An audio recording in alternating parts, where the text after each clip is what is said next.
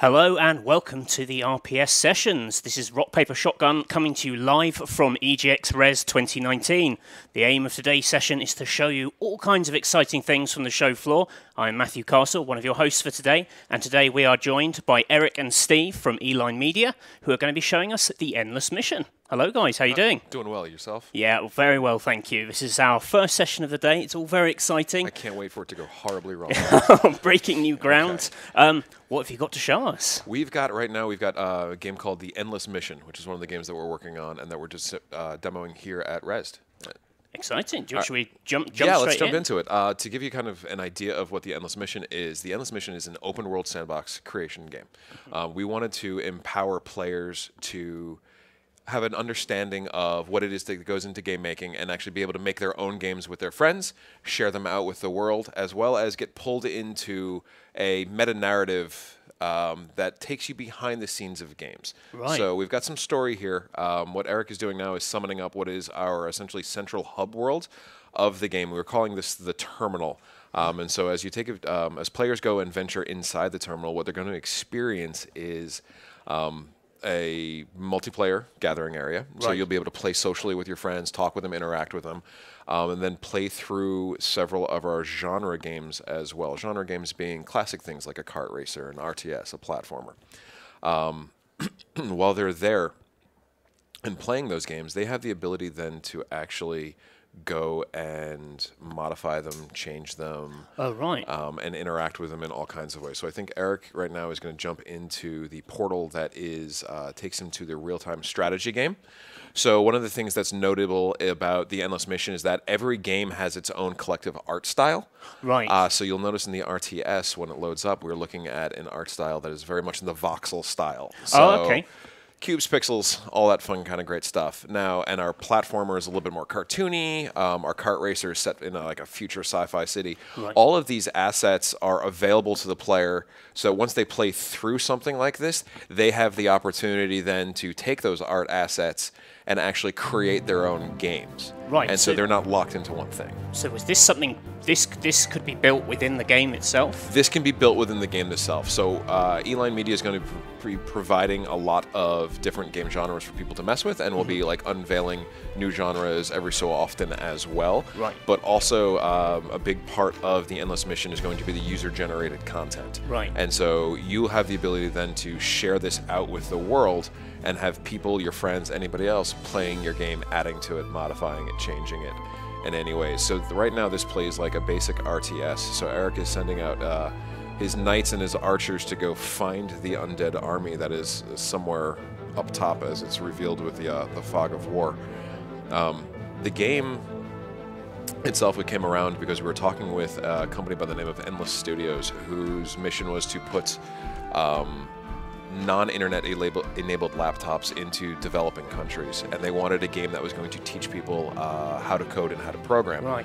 One of the elements of this, beyond modifying, and we'll show this a little bit later on in the demo, is the ability then to actually go in and manipulate the code itself. We call it hacking as a mechanic. Right. And so by playing through the storyline of this particular game, and then there is that big meta-narrative that we mentioned earlier, users are going to have an idea as to how to code in Unity and C# language in order to craft their own mechanics. But how have you kind of like given that a kind of skin to kind of make people understand We've it kind better? of given it a skin as well as tutorialized it, so we're walking you basically from point A to point B. Like myself, I'm just the marketing guy. I don't necessarily know how to code or make games. I can talk for a living, that'll be fine.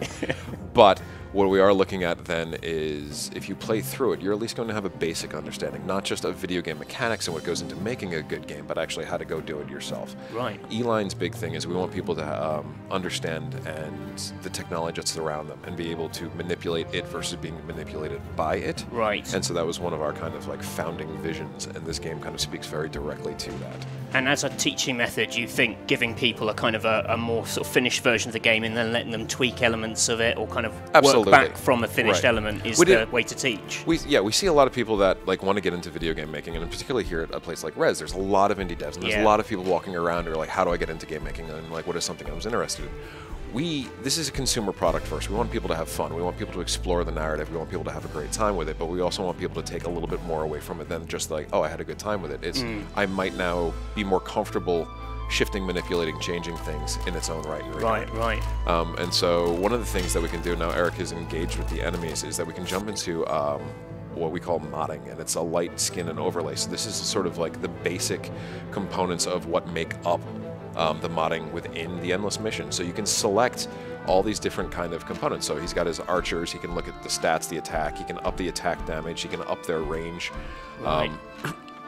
He can do all kinds of things that kind of either make the battle more difficult for him or easier for him based on how he's feeling. Right. And then save those changes and share them out to his friends. So if he's discovered a combination that would be kind of fun to do, so are you making him tiny? No, making him the same size but extremely overpowered. Okay. But we can make the knights a little bit bigger. Yeah, let's make the knights a little bit bigger, and we can actually see what some of the scaling that exists within this. And so this is all being done in a real runtime compiler. So we have built a compiler into the program that it is all live. Oh, okay. So it takes no time so much. So you can program in your own easy mode if you want. You can program in your own easy mode if you want to. Nice. But then you have to have like understanding. yeah. And so now our knights are huge and they are ridiculously overpowered, and they will make short work of the enemies. It is fun to point out that the exploding voxel boxes that we see going on now was entirely something we didn't do intentionally. It was just in the game. It was a bug. Oh, right. But it's a super satisfying way to watch voxels pop. And so we've left it in the game after multiple iterations. It's just kind of stayed. You're victorious. It was an empty victory, though, I feel. Yeah, it was a little hollow in its execution. Yeah. One of the things that you can go into, can you jump into the terminal? Or Yeah. no, sorry, not the terminal, or the editor. We'll show that. Yeah, we can do that. Take a peek. So within the terminal itself is actually where Eline, we can take a little quick tour around. Eline will be curating a lot of the games that come in. Right. So Eric is our community manager. He's going to be putting out weekly, monthly community challenges that's saying like, hey, make an RTS. Hey, make a platformer. Make something of those ilk and lines. And then they'll be able to be featured here by Eline staff. Oh, I see. So that's what we call sort of the Hall of Celebration at the moment. And are the games, are they always made within the genres you've supplied? No, you can make anything. So if we really wanted to, you could actually take, so say we have a platformer, a kart racer, and RTS. Yeah. You could take sort of like the scene, the gameplay, and the mechanic from each of those things. And so you could put you can have a cart that needs to complete a platformer in the world of the RTS. Oh, I see, right. So like you have the ability to kind of scramble and make anything that you possibly want. To the point where if you're manipulating the code as much as you can within the game, you could even be making like machinima and things like that. Like you can do your own movies, animation. Unity is a super powerful tool. And so you can kind of exploit that to be whatever it is that you want it to be. You can even import your own assets as well as assets from like the Steam store or something like that. Right, oh, that's cool. So we want to bring up the editor real quick? Yeah. All right. Is this what it's really like behind the scenes of game development? Is it a gleaming palace full of wonder and polish? I mean, it's a lot more cans of LaCroix and sparkling fizzy waters. But yeah, this is what our offices in Arizona is like. Yeah. I promise. So right now we're looking at sort of the editor. Not even sort of the editor. This is the editor. The basic layers and levels of this are going to be drag and drop. Right, okay. As simple as possible. So we want people to be able to manipulate the environment, the scenes, much like you saw within the modding, in a user-friendly way. And so this is, if anybody has ever fiddled around with Unity, or even if you've been in builder mode in Minecraft, you should be familiar with dragging and dropping and all the changes. And again, this is a live runtime compiler. Wow. So it's a good time. No, it's interesting because I always feel, particularly we've been setting up for this stream and everyone's been coming in showing us their builds, and you see, things maybe aren't working in places, and then they'll just bring up a window and start tapping away and fix it instantly, and you feel sort of so dumb within this sort of hobby, which is full of kind of sort of wonderment. And that's the thing is, and we all love gaming. Like we've all been playing for years and years and years now, and so like, what does it look like behind the scenes? And so if we actually build that mechanic into it, you can get a better understanding of what it takes to go into making a game, and that it's not an overly intimidating process. It's something that with some practice and some skill that anybody can really be good at. We have an intern in our office a couple months ago that took our kart racer and turned it into a flight simulator. Oh, right, wow. Just by messing around with it, changed the gravity on the carts, and he was zooming around, and like, we'd never seen that before. Yeah. We were at a convention last year, and we had somebody who manipulated one of the parameters of the avatar and turned it into basically like a Paper Mario. Oh, okay. And so we started developing puzzles for that. So if your avatar can't fit through this particular spot. How do you conquer that? Yeah. And so you can turn them really thin. You can turn them into paper mario. You can go in and you can manipulate the blocks to be further apart. You can do any of those kinds of things within the game. And that's how you approach the puzzle, is basically kind of like your own gamification of things. Yeah.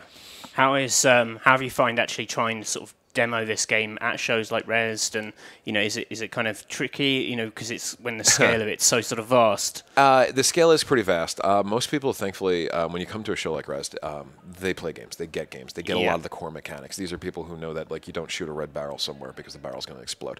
There are sort of universal gaming tropes out there, and that they kind of embrace it within here. If we want to knock into the RTS, cool, maybe. What? Go there. So one of the things that we're talking about is sort of that meta-narrative, and this is what we really like to explain, is the fact that, yes, you're doing this thing, but you've been pulled into this world. You are been brought into this world by a group called the Academy, and you're trying to figure out what's going on in the Academy, why the Academy exists as it does, and what it's up to. And so we just saw the RTS from your traditional top-down view, and it plays like a standard RTS. Within this, you're going behind the scenes. So you're going to be interacting with the characters in the game in a way that haven't been done before. So what we've got in our challenge mode is essentially an RTS from a first-person perspective. Right. So you have the ability to shift from top-down view into a first-person mode. Oh, I see. And then interact with the characters that you've just been clicking on the screen and stuff. And so... let's close out the other one. Where'd it go? This guy. Come on. Hold on.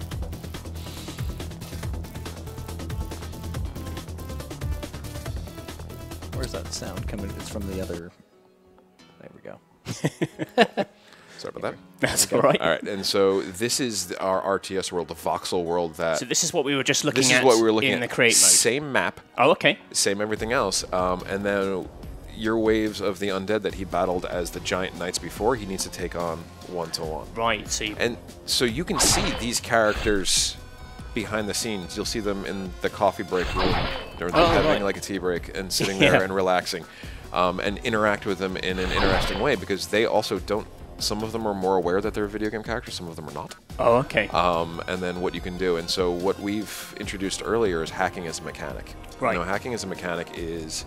You can see here, there's code up on the screen, and it sort of speaks back to the editor mode of... He just hacked his way, literally hacked and slashed his way through the first wave of this. The second version of this, because this is a demo, we've given you the code as it is, and this is actually the C# code. Within the game, you're able to write your own code. So if you wanted to make a hack, so we have what we call tweak, mod, and a rev. And so tweak is sort of a light change to their code. So the tweaks that we've got available now are, Eric will cast this one, and it removes health. And so it lessens the health substantially of its victim target. The other one is more of a push that kind of shoves things backwards and does no damage. So that's something that we wrote in there as to manipulate the physics of the health mods. Right. Say that you wanted to write something that just made them very small, like we saw the scaling on the knights before.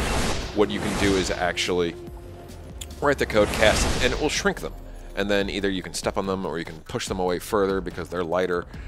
Any kind of imaginative thing that you can come up with. And do you do that within this You mode? do this, yeah, you can do that within this mode. So in the game itself, not so much the demo, because we are, like you said, kind of it's a bigger game for a press for time experience.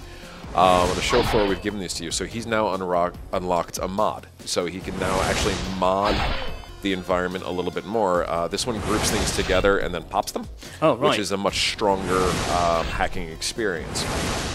But again, you could go in and say, I want gravity to be localized in this one spot, and then I want all of the mobs to have 0 health, which is what that code did. This next is a...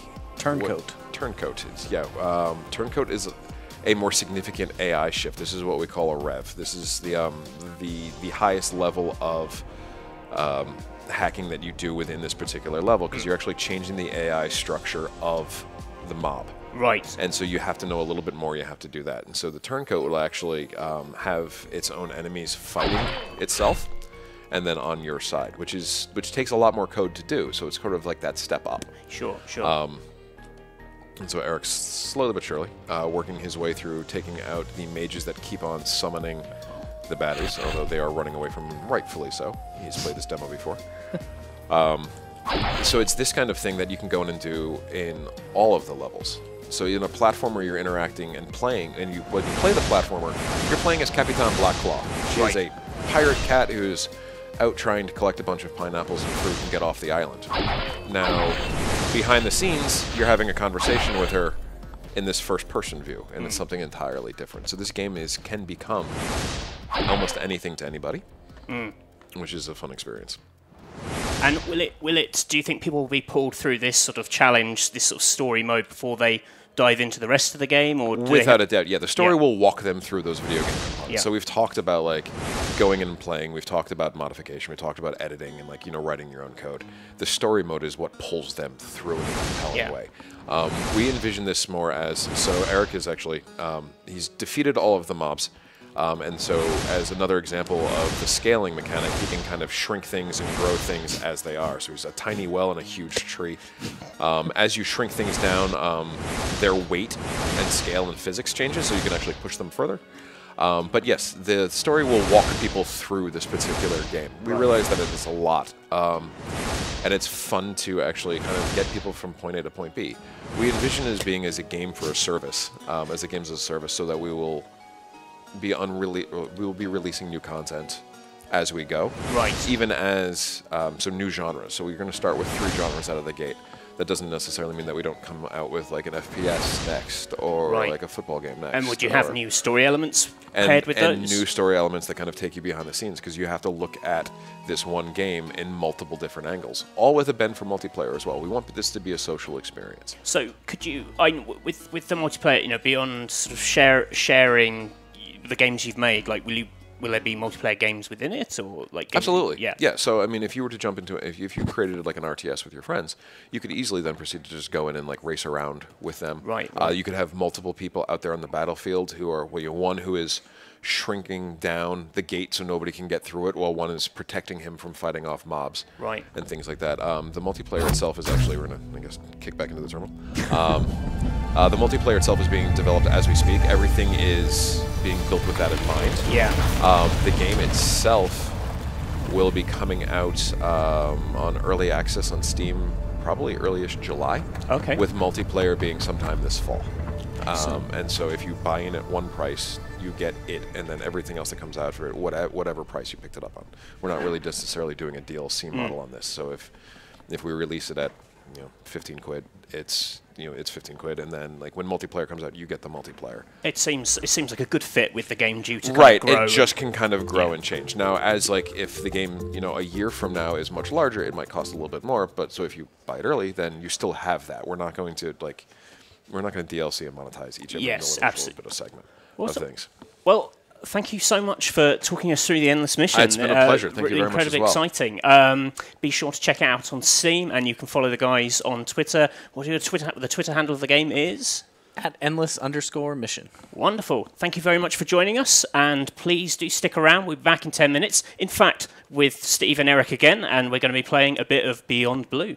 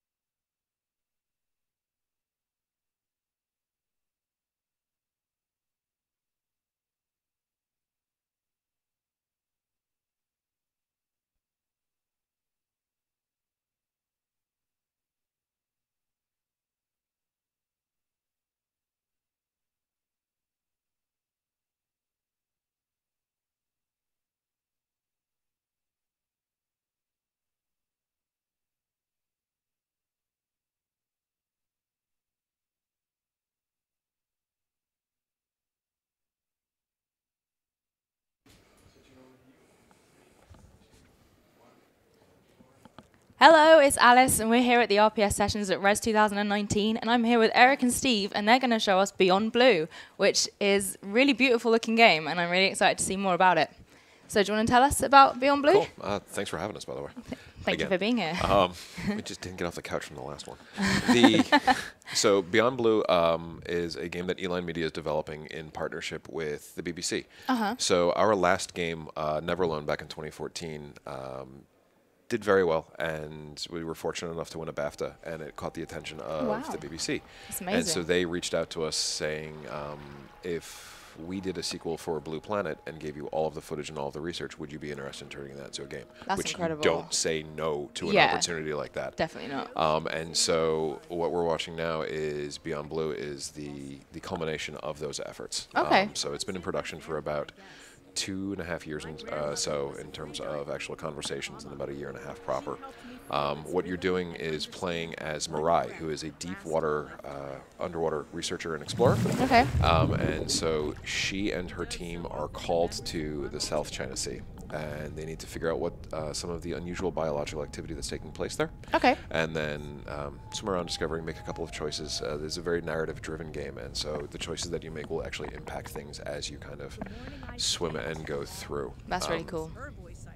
So part of what Eline does is we like to kind of set up, a little bit of a history of what's going on. And so the art style that you're seeing now is one that one of our artists in studio kind of created to give a sense of the flashback and kind of lay out who people were. I know I'm talking over it, but people are just going to have to buy the game to figure out what it was. And that'll be perfectly fine. The game itself, much like a lot of things that Eline Media does, we have what we're going to be calling Ocean Insights within the game. And the Ocean Insights is as players are exploring and doing different things, and we'll see once Eric actually gets into the game proper, then we can you have little snippets of interviews and documentaries and footage that you haven't seen from Blue Planet 2 within the game that you unlock to learn a little bit more about the ocean and what it is that you're doing there. So it's like an interactive Blue Planet. It is, in some ways, very much an interactive Blue Planet. A lot of the shots that you'll actually kind of either you've seen in our trailer or that you'll see in this game are inspired by a lot of the footage that kind of came out of it. We have an editor on staff that is going through the hundreds of thousands of hours of footage. Yeah, I can imagine that. Yeah, that's quite a lot. She is very busy, but knows a lot about fish now, which has been pretty fantastic. Good for pub quizzes. Yeah, it's exactly should be perfect for pub quizzes. And so this is one of the biomes that we are just releasing for the first time, and so that visitors to Res are actually going to be the first in the EU and the UK to actually play this particular biome. This is the Atoll, so it's one of the shallower biomes that exists within the game. Our last demo highlighted the Twilight Zone, which is much more gray, barren. Yeah, I saw the darker one. Yeah, the much darker one. The sea scares me, so that darker one was quite terrifying for me. We get that a lot. So we've had a lot of, I believe it's thessallophobia. It's the fear of the open ocean. We've had people that walk by our booth pretty regularly at these conventions and shows. I don't want to play it. I don't want to play it. I don't want to play it. Oh, really? I will assure people now that are watching this demo, you can see that Mirai is not wearing any kind of scuba gear or tanks. What we have done is set this game about 20 years in the future. We have a lot of scientists on our staff, and so we've asked, what's the moonshot? If you had a NASA-level budget, what would you do? Where would technology be? And a lot of people are saying that the rebreather technology is pretty close to getting to a point where if 20 years from now, you're not going to have to worry about drowning in the game. Oh, so, lovely. So That's we want good. people to be able to be as immersed as possible within the environment, so you're not going to worry about drowning. You're not going to be eaten by a shark. Okay. This is not Subnautica. There's no giant leviathan that's going to come out of nowhere. Okay. It's very much based in reality. Okay. So at this depth, at the atoll depth, the creatures and animals that you're seeing are accurate to that depth in the water column. The last build that you saw, the creatures that you run into there are accurate. We also do have the Midnight Zone, which is way easier for our graphics guys to render because it's black.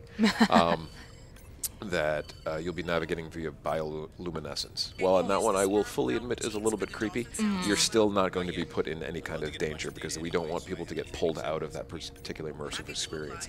If there is an element of things that where you don't necessarily want to be or you can't go because it is a dangerous situation, like a hot vent, you'd be actually sending in drones to do that work for you. Okay, so there's no fear of anything in this, really. It's not particularly. That's not necessarily a story we want to get across. We want to get across, and we realized that we were working with an international team of scientists, and that the scientists all get into what they do for different reasons. Okay. Some are interested in the research, some are trying to advance, look for medicine, some are interested for, corporate concerns and things like that. And so you actually have to kind of play off those challenges and make the decisions based on like what you think, and that will affect things going forward. So we want people to do that. All of the heavy decision making is actually going to take place on the story, Okay. or I'm sorry, on the submarine that you have. Oh, okay. So you can kind of swim around. Like what Eric is doing right now is utilizing the scanning mechanic that exists. It's a heads-up system within your helmet that gives you creature information about what the behaviors are and what's going on there. So you can see, like, the humpback whales, males vocalize through very complex songs that may last for hours, gives size and specs and things like that, and all that's accurate to scale. And so as you scan things, you'll actually, some of the creatures you'll be able to name, and so you'll be following them through on their journey as well. Oh, that's lovely. Which is kind of fun. That's really nice. Yeah, I love nature and I love animals, but the like unknowing of the ocean is like really quite Well, terrifying. and we know more about the surface of Mars than we do about the depths Right. of the ocean. Yeah. And so what we're doing, and thankfully with the help of the BBC, we have access to the science and the research that kind of indicate this, is give people a better idea of what's going on out there actually in the depths. And because it is a big, vast, unknown world, and a lot of the actions and stuff that we are taking are affecting it in some way. And we're not very soapboxy, we're not very preachy, it's just kind of not our style. Yeah. We are simply presenting the information as it currently is, and then people can make that decision based on, their own conclusions and things. That's fair enough. One of the things I guess we haven't talked about is the game itself will be out PC and all consoles, and that we're looking at having it come out probably mid to end of August of this particular year. Oh, okay. Pretty soon then. It'll be Something pretty that soon. I'll probably end up picking up. Oh, that'd be nice. Yeah. It would be quite lovely. I'm big into games like this and anything that's like pretty and relaxing and also informative and educational. And is what I like. it's so busy, loud show floors like what's going on in Rezzed right now. We were at PAX East last week. Decibels get kind of high up there, and we see Yeah. people who will sit down, put on the headphones, play the game. They literally come up for air at the end of it. They go through because it's that relaxing kind of conning. You can hear a little bit of the ambient sounds and music. Yeah, We it's are working lovely. with a lot of acoustics, like oceanographers and marine biologists, to make sure that we've got like the clicking of the dolphins and everything kind of is accurate as we possibly can. Yeah, it sounds incredible. It looks incredible as well. Thank you It's very something much. to get lost in. We try. The game itself will probably, we're looking at, I'm going to guess like 7 to 10 hours. Oh, wow. That will really kind Okay. of depend on things that might get shrunken down based on how we actually kind of change out some of the mechanics. This is only the second demo that we've done. Okay. And we are a small team. It's about 7 people that are working on this one. Oh, really? Yeah. Looks really nice. Thank you very much. So, what else do we got, Eric? Anything? Feedback?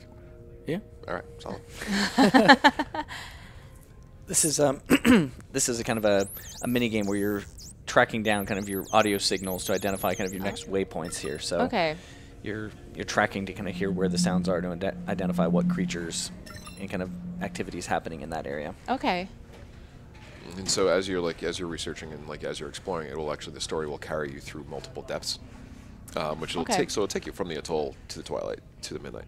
So we're not diving folks that are a little bit more afraid of things deeper into the water.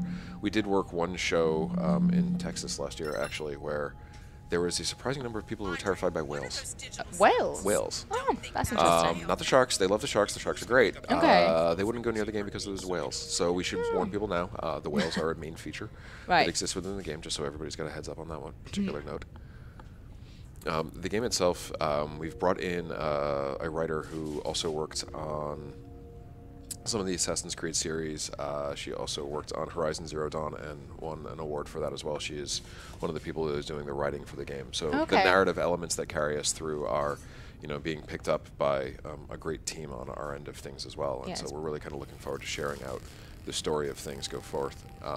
This scene in particular that we're looking at is one that was directly inspired by the footage that we've gotten from Blue Planet 2, is they had caught dolphins kind of playing and passing things back and forth and basically playing catch with themselves. And so we wanted to make sure that we were kind of, covering all the bases of what's being discovered and things like that. Yeah, we've that's been really lovely. Extremely fortunate in that partnership with working with producers from, there was an episode of Blue Planet 2 called The Deep.